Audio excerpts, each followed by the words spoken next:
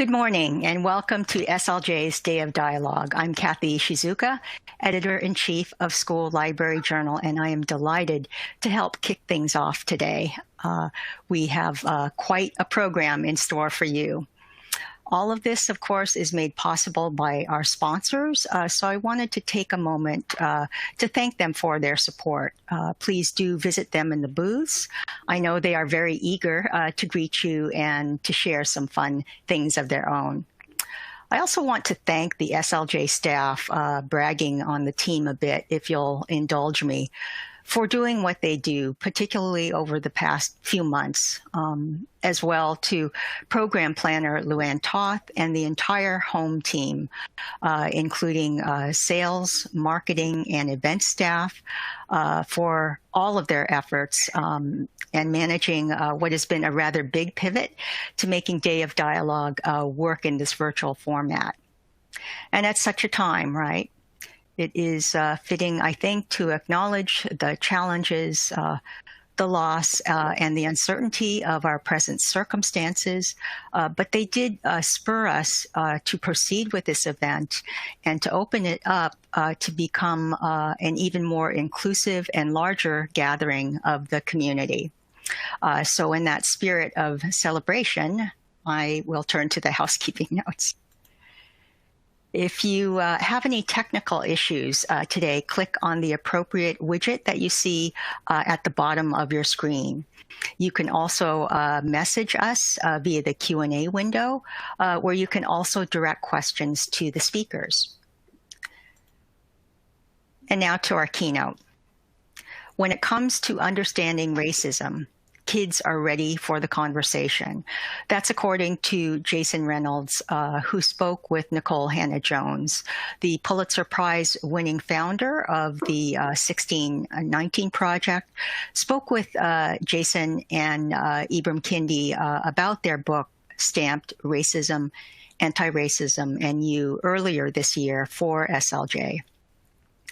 We don't do this too often, making a single book the subject of an SLJ cover story, but it was an easy choice in this case. Stamped is an important book, not so much for what it is, but what it aspires to do, and that goes back to the kids and succeeding generations and giving them the tools to both understand and tackle racism. As Dr. Kendi writes, to know the past is to know the present. To know the present is to know yourself. With that, I am pleased to introduce Jason Reynolds and Ibram Kendi, co-authors of Stamped Racism, Antiracism, and You, and my colleague, Kira Parrott, SLJ Reviews Director. So as I hand this over to Kira, I just wanted to wish all of you a wonderful day today. Enjoy. Thank you so much, Kathy. Thank you. All right. Hello, everyone. I'm Kira. I'm honored to kick things off with our morning keynote. As Kathy mentioned, I hope you have a chance to check out the SLJ cover story by Nicole Hannah-Jones, Pulitzer Prize winning journalist, with our authors. So to just set the stage, I have a few questions, and then I'm going to turn it over to you. So please use that Q&A window down below to submit your questions for the authors about Stamped. So in 2016, Dr. Kendi, professor of history and International Relations and the founding director of the Anti-Racist Research and Policy Center at the American University, wrote a book for academics, Stamped from the Beginning. Dr. Kendi's book, which I understand Jason occasionally refers to as Stamped Senior, is a narrative history of anti-Black racist ideas from about the 15th century to today. Dr. Kendi found that many readers were angry after reading his book, angry that this history, that this truth about how racist history, policies and thought, particularly in the United States, developed, that this was new to them. This was not something, a history that they had been taught as kids in high school or even in college. And it was very evident that this information, that this history needed to be taught and told to kids much, much earlier.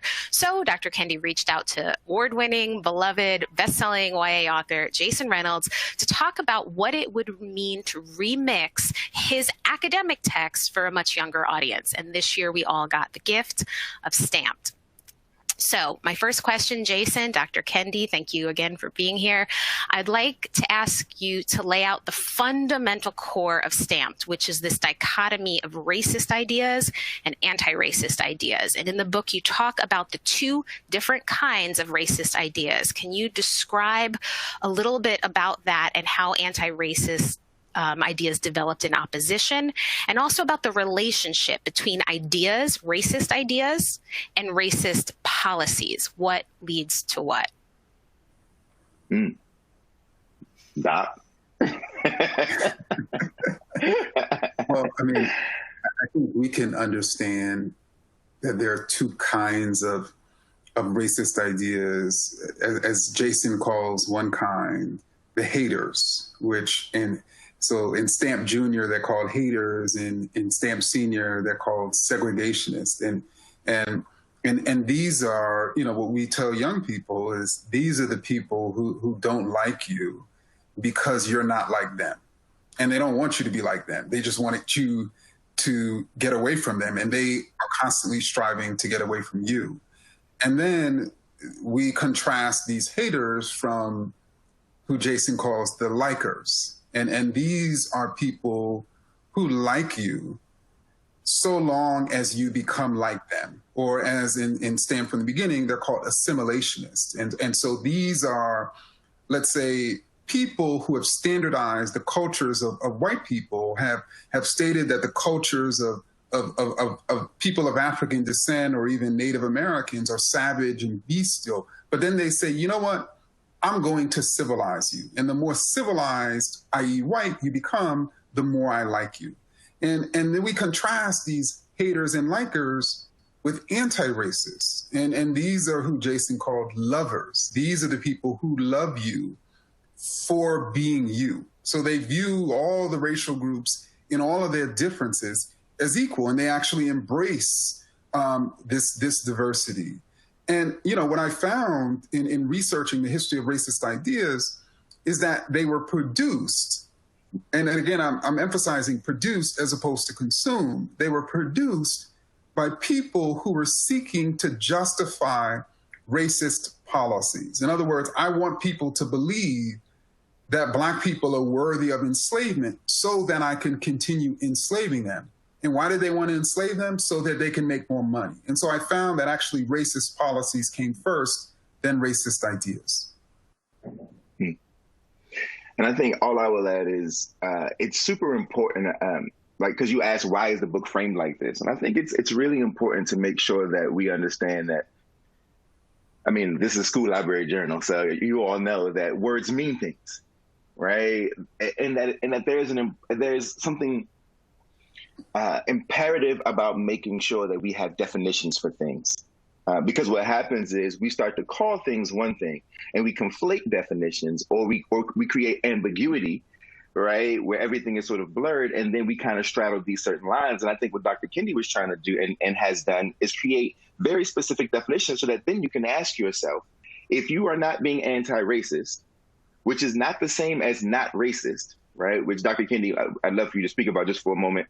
But if you can't be, if you're not anti-racist, or if you're not being anti-racist, by definition, you're being racist, right? And it's very important to draw that line. It's very important. There is no sort of wiggle room, right? That even that middle ground, quote unquote, that assimilationist space is racist, right? It leans this way, right?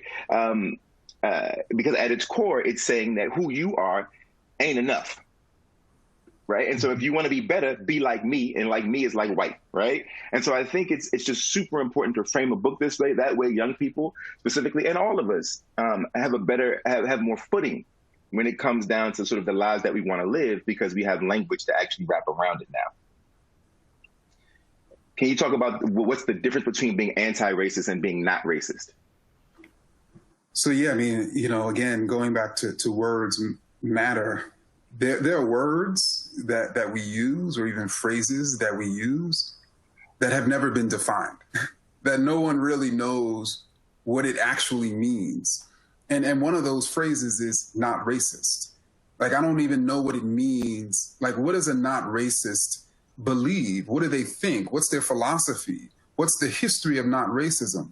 The only thing that I've been able to find is the scenario of a person aggressively, going after a Black male in Central Park, then presenting themselves as the victim, and then calling the police and saying, you know what, I am being threatened. My life is being threatened by this Black male.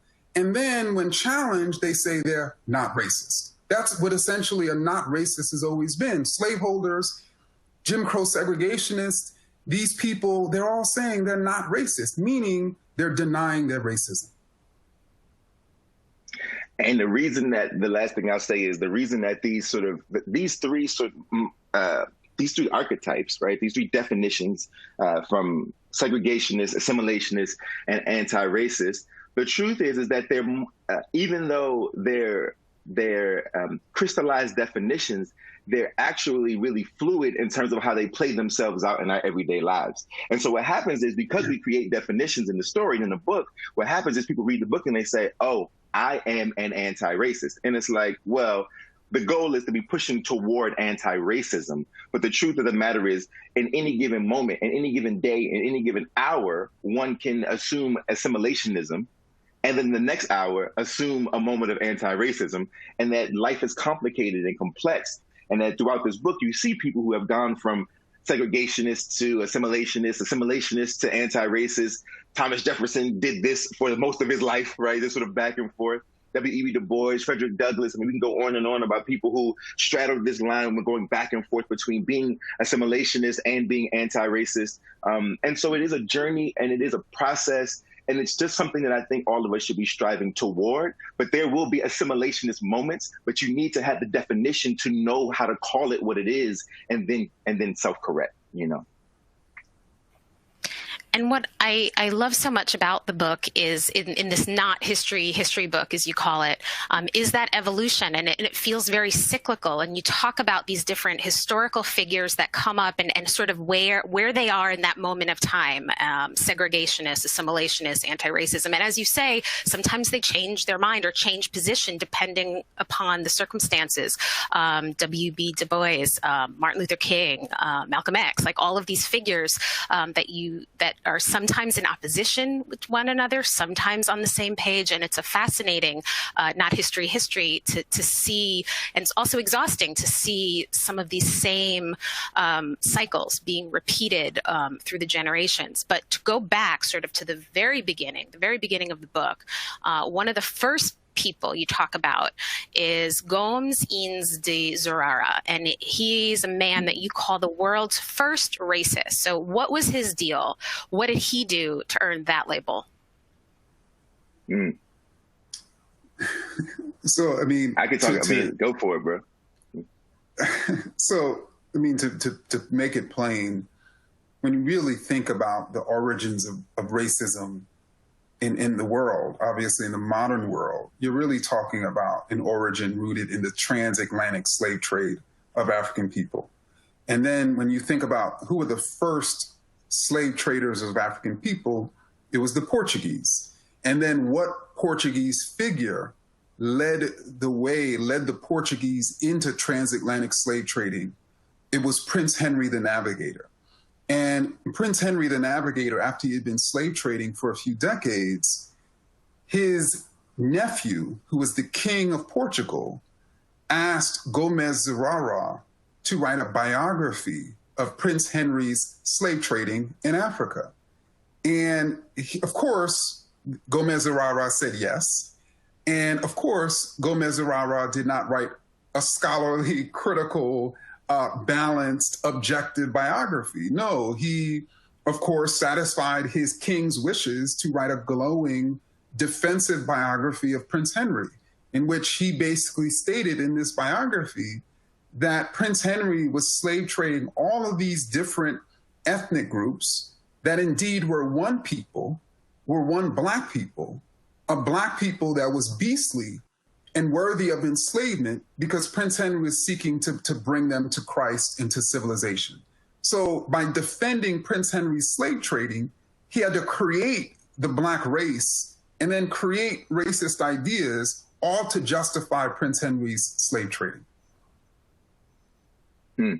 You know, when I was writing that part or translating that part, it was probably one of the most fascinating parts to me. I mean, you spend your whole life wondering where a thing begins, right? Is there an actual beginning? Who is the world's first racist? And to know that we can document that, we can go back and see that there is somebody who was the first person to invent the narrative, right? Because that's the other thing that we don't talk about enough is the power of narrative.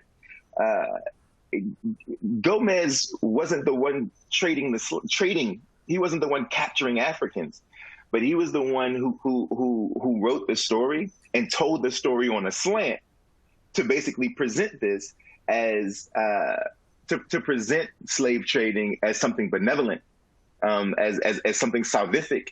And I think we see this. Look, all the librarians. I know it's a whole bunch of librarians here.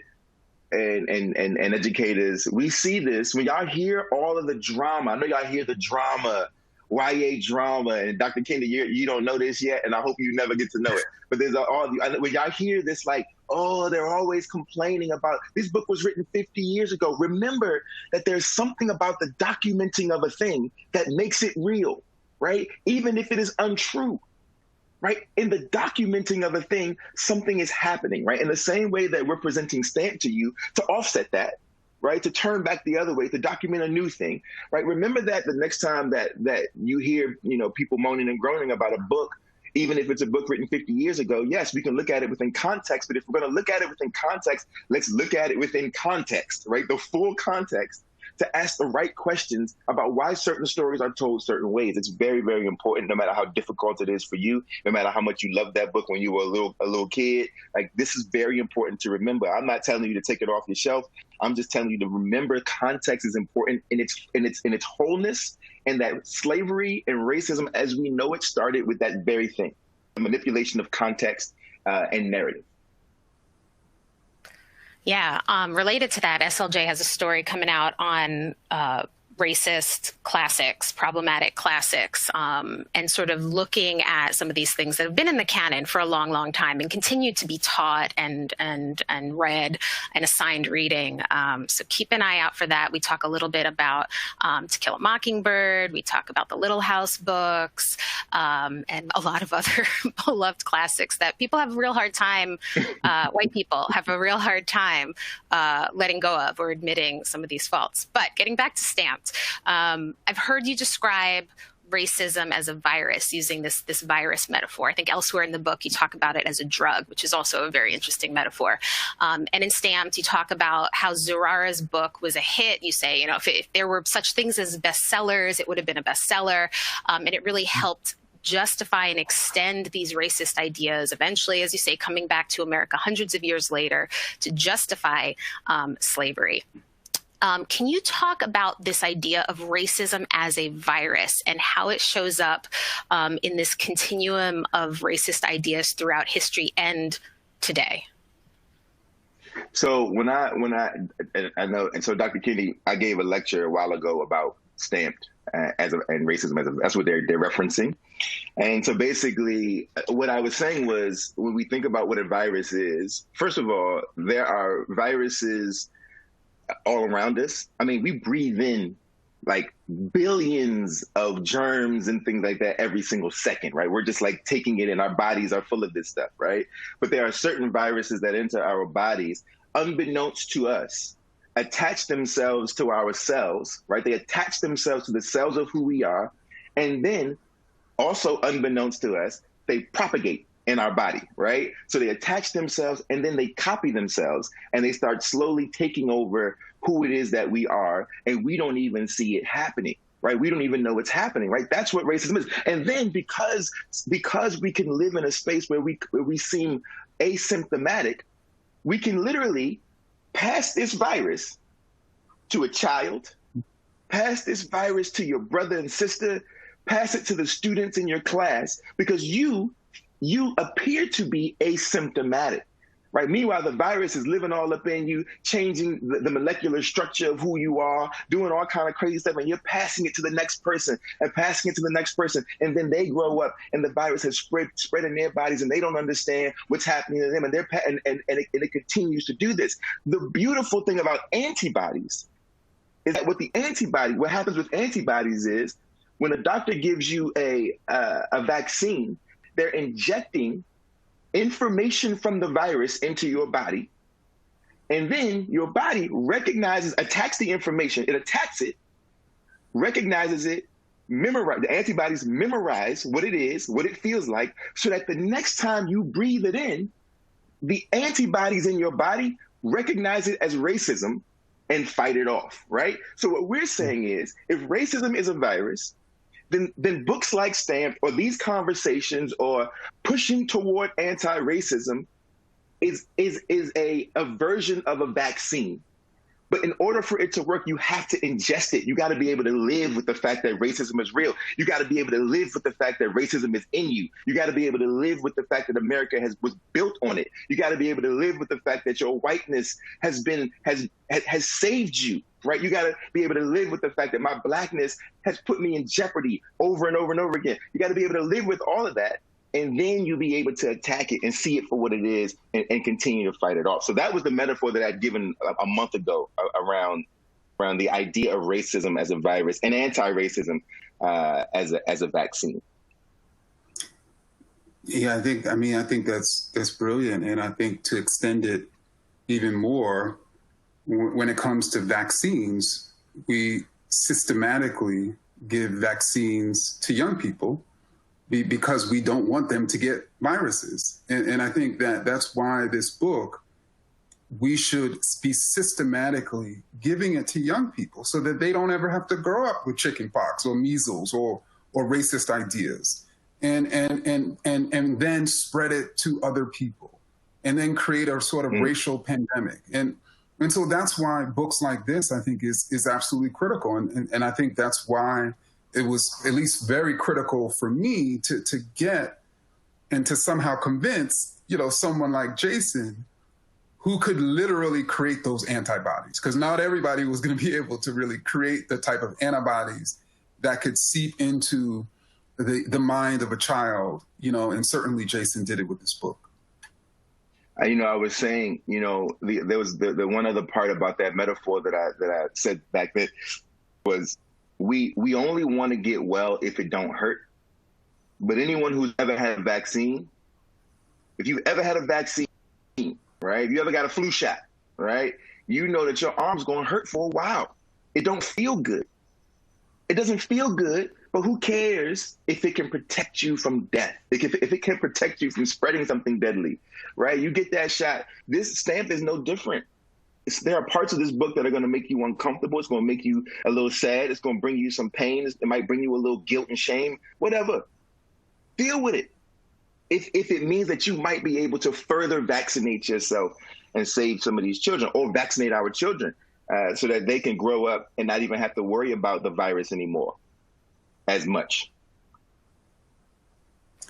Yeah, if I can just speak sort of personally, that's precisely what I thought about, when I was diagnosed with stage 4 colon cancer, in which I was in a tremendous amount of pain as a result of the cancer, in which I realized that treatment was going to be painful. So to me, there was going to be pain regardless, but only one route had the potential for there to be no pain. And so that was the route of treatment. And I think one of the things that Jason is trying to sort of emphasize is that even if you don't recognize it, somehow there is pain by having this virus. And a lot of Americans are denying the pain that they're experiencing, and they're even denying the pain that other Americans are experiencing, as we've seen in the last few days. And so I think it's critically important for us to realize there's only two routes, and both routes are routes of pain. But the route of anti-racism has the chance to one day heal ourselves and certainly this country.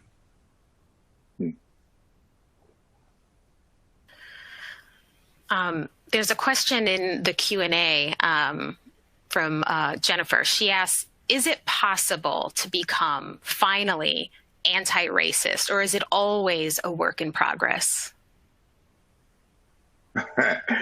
Hey, listen, is it possible for men to become to to not be misogynist? Right? Is there an end game? Is there an end game where all men, where myself, right? And I'll speak for me because I'm me.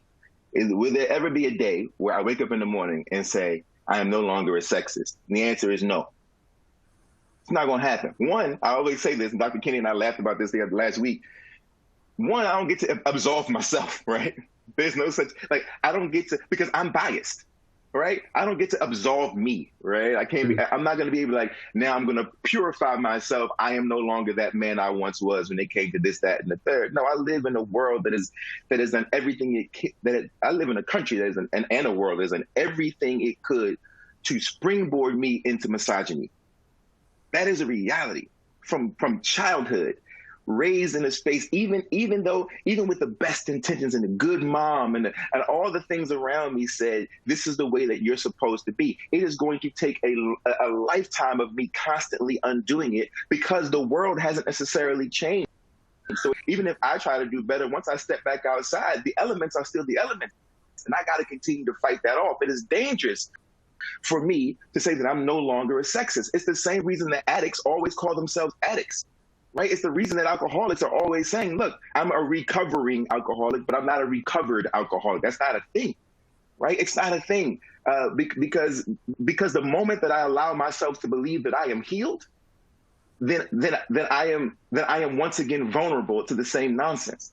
And so I would say that there is no finish line. I would say, and we talk about this a lot, where I believe that America is built on this strange bifurcation between victory and failure. And it is a fallacy. It doesn't work that there's a winner and there's a loser, that you have to win a thing. That we all have to be journeymen, right? Journey folk, right? And this is about sort of a constant journey where we are constantly undoing constantly undoing the racism that shows itself differently in an ever-changing world. In order for racism to go away, the world has to become stagnant. It's not going to happen, right? And so the world's going to continue to change, and the way it shows itself is going to be different, but we have to be able to see it and then deconstruct it and undo it in ourselves and in the world around us. But that's a constant thing. And so I would go as far as to say, absolutely not for me. What do you say, Dr. Kendi? I agree. No individual becomes a racist or even an anti-racist. These are literally states of being. And so we should just be striving in each moment to be anti-racist.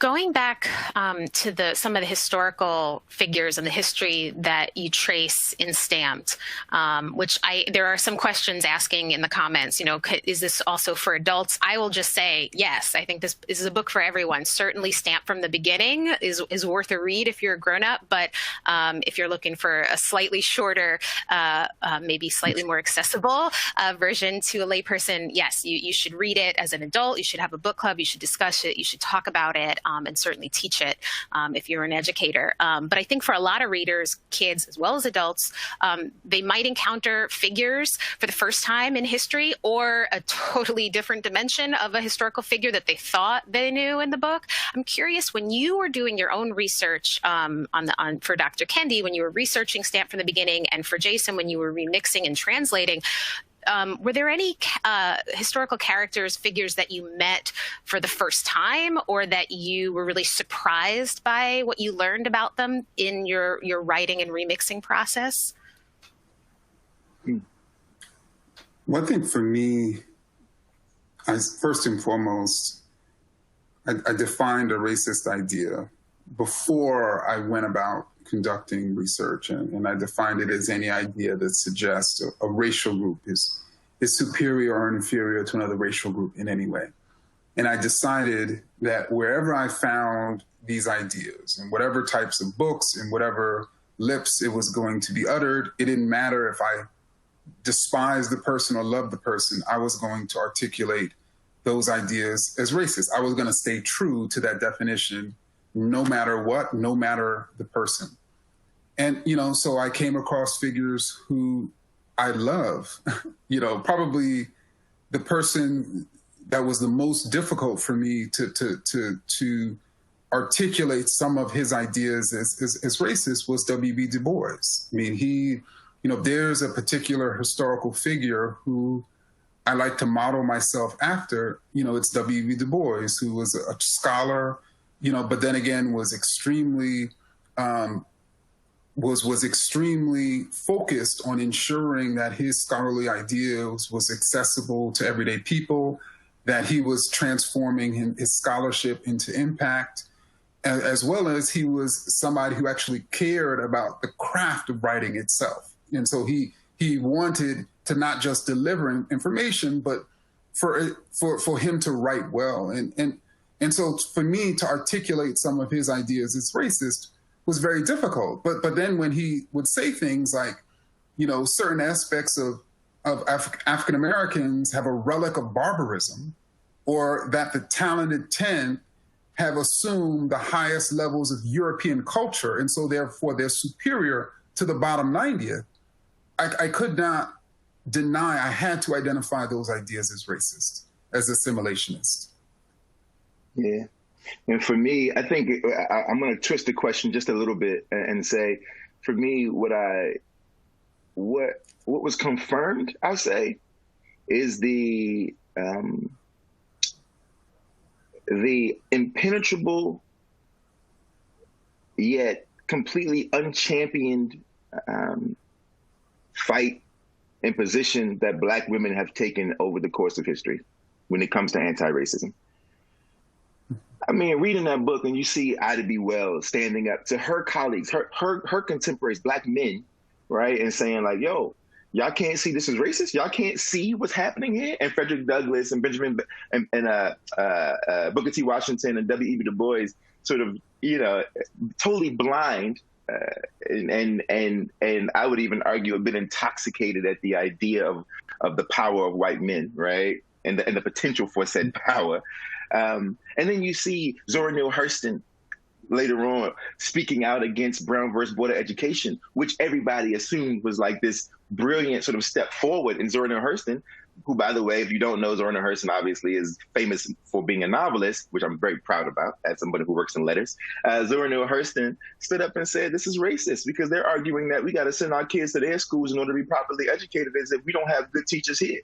They don't got to send their kids down here to be properly educated, right? It's not going both ways, right? Like, and to see her stand up, and then Angela Davis. I mean, shoot, all these women writers. There's this part where you get into all these women writers, and from Alice Walker and Toni Morris and all these people who were writing, and Ntozake Shange, right? Very much so anti-racist and intersectional work, Black feminism and so forth. And so Audre Lorde.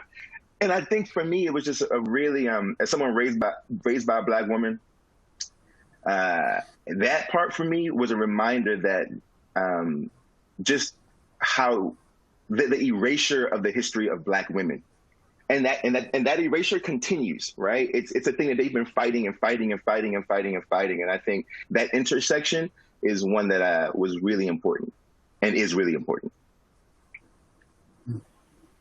Absolutely. I have a couple questions in the Q&A about the translation process. So Jason, could you just talk a little bit about how you went about translating and remixing Dr. Kendi's academic work, how you got started, maybe what challenges you ran into, what you enjoyed about it, what you didn't? He's sitting right here. You want me to say what I didn't enjoy about it? The man is sitting right in front of me. Nah, you know what? So here's the thing. So if people have heard this story, but Dr. Kendi asked me to do this, and I said no.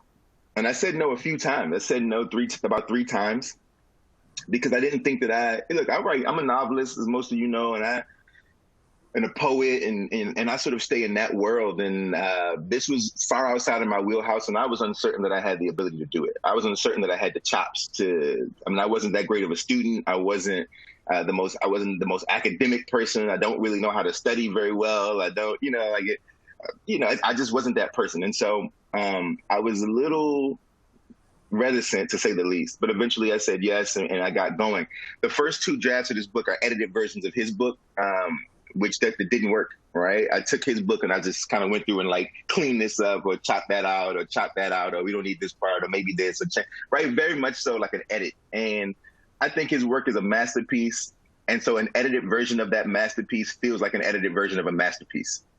right? Which doesn't work. Nobody wants to read an edited version of a masterpiece. It just wasn't working. It was coming across as flat and stale and a bit milquetoast. And so the truth is, I had gone to New York to tell our publisher that I was going to quit. I'd gone to New York to have lunch and tell her that I was going to give her back the advance and say, you know what, I can't find somebody else. It ain't working out for me. And she said, yo, why don't we hired you, or he asked you to do it because he wanted you to do your thing, the thing that you do, that we all know you do, right? Your thing. And so I went home and I told her, I said, well, in order to do that, I'm going to have to ruin the thing that he made. And that's the reason the book starts with, this is not a history book. It's literally a jab. It's a subtle jab at him, really. But it's really sort of like this way that I can sort of get into the headspace of my normal irreverence, which happens to be the irreverence of a teenager, right? And so it's like, let me start off by just poking at this thing. And then I kind of fell into my own voice. And so people think this is an edited version, and really it's a rewrite, basically. And trying to really figure out how to make something specifically for young people using all the information that he garnered. And I don't know how many folks. Go ahead, Dr. Kendi. No, I think the best way to really think about this book is I was Jason's research assistant. So I just went and got the research and brought it to him, and he wrote the book. I mean, as many times happens with books. And so it's a completely new book. And that's precisely why it's so great. I just wanted to recommend to our audience, if you haven't had the opportunity to listen to the audiobook version of Stamped, it is narrated by Jason, and it is a phenomenal listen. And you literally get Jason's voice across in a really beautiful way. I've been listening to it over the past week on my walks.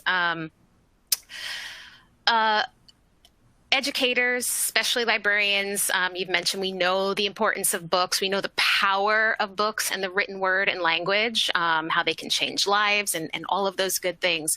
But there's like sort of a double-edged sword there, right? The way that great power comes with great responsibility. And one thing that you explore in the book are the subtle ways that language can reinforce and uphold racist ideas and cause harm.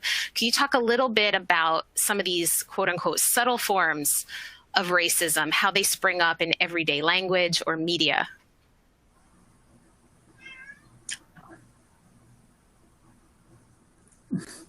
Sir, I mean, where do we begin? Where do we begin? Well, let me give an example. And I think what was most, so Malcolm X, actually, when he was an extremely young person, he was incarcerated, and he decided to teach himself how to read and write by reading the dictionary, literally from front to back. And when he came across the B's, and more specifically Black, and started sort of seeing how all of these terms with the word Black had these negative connotations. And then he flipped to the end and looked at white and saw how all of these white words had positive connotations. For him, that was a critical moment in his development, as he writes in the autobiography of Malcolm X. And it's still the case, in which you have all of these, terms, whether it's notions of darkness or Blackness as evil, as scary, as lacking of knowledge. And so then when you simultaneously identify a group of people as Black, a group of people as dark, those connotations are going to spill over whether we like it or not. And I think another example would be the way that I'll never forget Freddie Gray's death. When Freddie Gray was killed by the cops some years back in Baltimore, there was an uprising. And I'll never forget everyone, newscasters, President Obama, a lot of people getting on television and calling these children thugs, right? And the moment that you're able to call children thugs, you don't have to call them children anymore.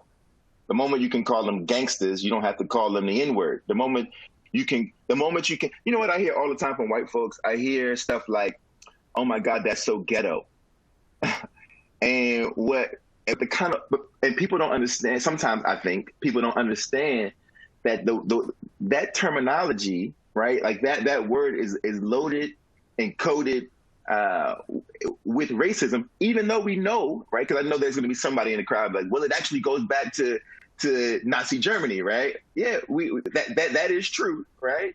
But in the American racial construct, in the American racial context, that term has been used as a way to say black or to say poor black without having to say poor black, right? Ghetto ghettoizes black people.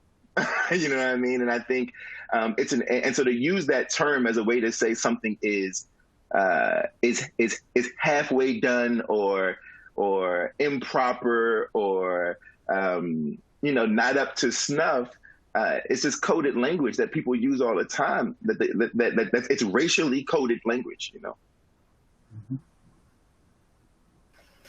Yeah, and we see this a lot even now with a lot of the books that we review, a lot of the media that we consume. And as you said before, sometimes it's tricky and these things evolve in different ways, trying to kind of get over. But the seeds of those racist ideas carry forth and are still present. Some folks are asking what age recommended range for this book. I think SLJ says middle school and up. You would agree, middle school and up is a great starting place to begin teaching stamped and talking about it with young kids. I'm curious, have you, I know the pandemic has put obviously a lot of challenges around getting out and about and connecting with kids and teens, but have either of you had the opportunity to talk to kids or teenagers who've read the book and what their responses have been? Yeah, we did a thing right before all of this started. We did a thing in DC with some kids who had read the book, and it was awesome, and they loved it. But more so than their sort of love of the book, I think they were so much anger because they didn't understand. They felt upset with their parents. They felt upset with the teachers, all the adults around them, because they felt like, why would y'all keep this from me? How come nobody told me that this is a truth, right? That this is the history of this country. Why don't y'all trust that we can handle these conversations when it's affecting our lives every single day? So it was really, for us, I think it was confirmation that it is necessary and it is time and they are ready for it. And it was in school. This was in a school, and so it was wonderful. But they were pretty pissed, honestly. Yeah, I think what it also did for them, and I've seen, this in subsequent sort of conversations with young people, is it clarified things for them. Like, they were trying to understand aspects of this racial world that no one was explaining to them, or no one was explaining to them with the historical sort of specificity as we did in STAMP. And so they, through reading the book, were able to sort of understand their own experience. Were able to put the ways in which their parents act or their friends act or the police act into perspective. And so in a way, it was, it freed them. And that's isn't that what we're supposed to do with books? Books are really supposed to allow young people to understand more about the world and even themselves. And that's what young people told us it did. Yeah, before we started this, Dr. Kendi and I were having a personal, private moment about talking about emotions. And the one thing he said was, his job, his role, this book, his work, my work is to help young people and people in general, and in this case, Black people understand, and white people actually, because there are other emotions, not just the emotion of pain, but also the emotion of shame or the emotion of fear, right? To help us understand where those emotions come from and what those emotions are. I think for those kids, it's like, I just want to understand how to put name to this thing I'm feeling, because I know it's there. I can feel it in me. I know it's there. And hopefully the reading of this book just puts a name to it, Well, I want to thank both of you for writing the book, for putting it out into the world. I hope that everyone please has a chance to read it. I've said it before. If you read one book this year, please read Stamped, and please sit in the discomfort if it makes you uncomfortable, especially if you're a white person. And Little Brown, the publisher of Stamped, has put out a ton of resources for educators. There's an educator guide. There are videos. There are lesson plans. I believe they're linked down below in the resources. If not, check out the booth. Thank you both, really, for being here today. I know Dr. Kendi is on his way, virtually, to testify before Congress later today on the disproportionate effects of COVID-19 on communities of color. Thank you for making time for us today. Best of luck with your testimony, and thank you, Jason. Thank you for being so open with us and spending this morning with us. We appreciate it. For sure. Thank you. Thank you. And for our audience, just an FYI that this session, along with all of the others at today's Day of Dialogue, will be archived in at least 24 hours, often sooner. So you can access it. You could share it with your kids and your students. And we hope that you do. See everyone later at the next session. Bye-bye.